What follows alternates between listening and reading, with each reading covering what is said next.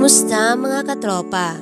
Meron na naman ako isang kwento na ibabahagi sa inyo. Ang kwento na ito ay tungkol sa mag-asawang palagi na lang nag-aaway at sa harap pa talaga mismo ng kanilang anak. Ano kaya ang kahahantungan nito?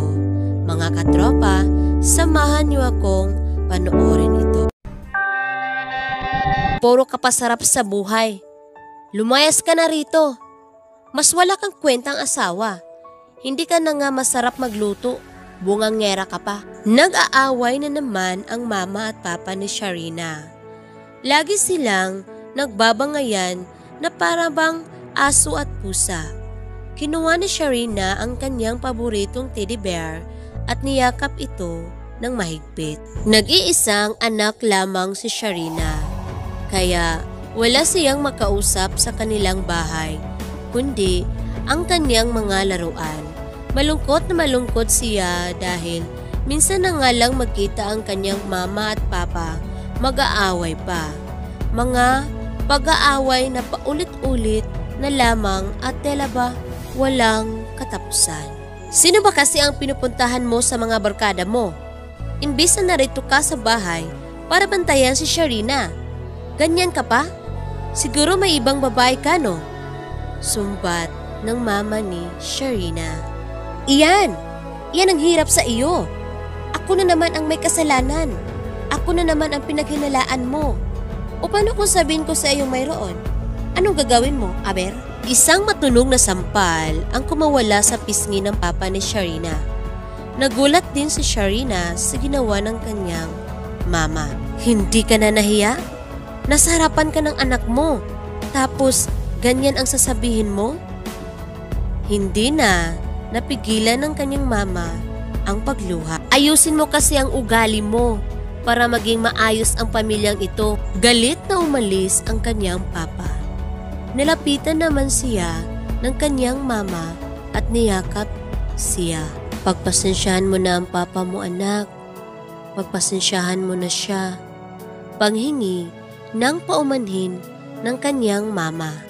Nais sanang magsalita ni Sharina, subalit walang lumabas na kahit na anumang tinig sa kanyang bibig.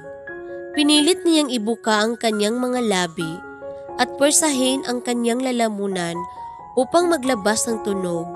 Subalit walang lumabas ni isa mang kataga. Anak, anong nangyari sa iyo? Bakit hindi ka makapagsalita? Kinakabahang tanong ng kanyang mama sa kanya. Subalit, hindi pa rin talaga makapagsalita si Sharina. Umalisbis ang mga luha sa kanyang mga mata. Kaya naman, nagdesisyon na ang kanyang mama na dalhin sa ospital si Sharina. Matapos ang mga pagsusuri kay Sharina, kinausap ng masinsinan ng doktor ang kanyang mama. Mrs., nagkaroon po ba ng trauma ang inyong anak na nakaapekto sa kanyang pagsasalita?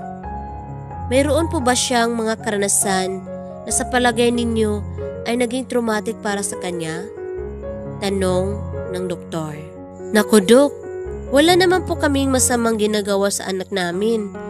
Hindi naman po namin siya sinasaktan ng papa niya. Lahat po ng mga gusto niyang material na bagay, ibinibigay po namin.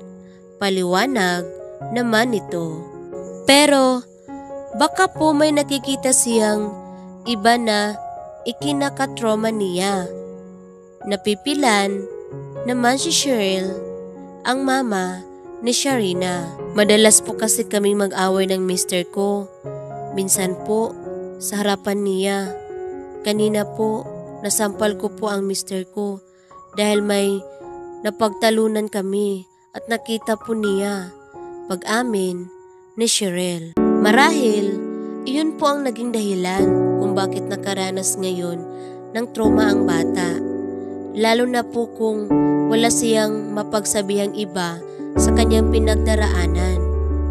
Nabanggit nga po ninyo na madalas ay naiiwan siyang mag-isa sa bahay dahil nga wala siyang kapatid.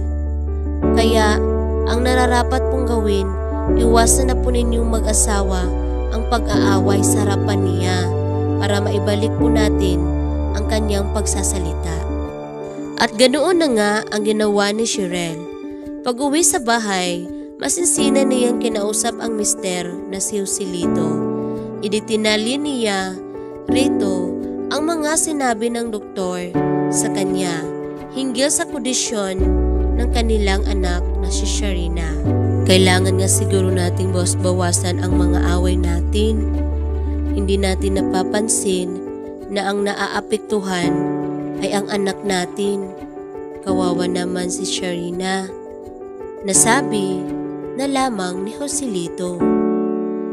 Alang-alang sa anak natin, alang-alang kay Sharina. Isalba natin ang relasyong ito. Pagsang-ayon ni Cheryl.